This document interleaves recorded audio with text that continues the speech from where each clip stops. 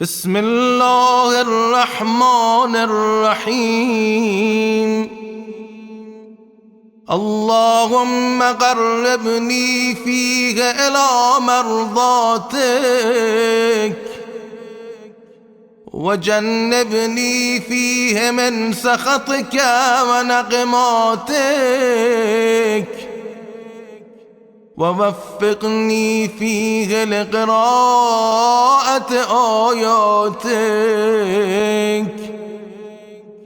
برحمتك يا أرحم الراحمين। হে আল্লাহ, এই মাসে আমাকে তোমার সন্তুষ্টির নিকটবর্তী করো, তোমার ক্রোধ ও শাস্তি থেকে রক্ষা করো এবং তোমার আয়াতসমূহ তিলাওয়াত করার তৌফিক দাও। হে সর্বোত্তম দয়ালু।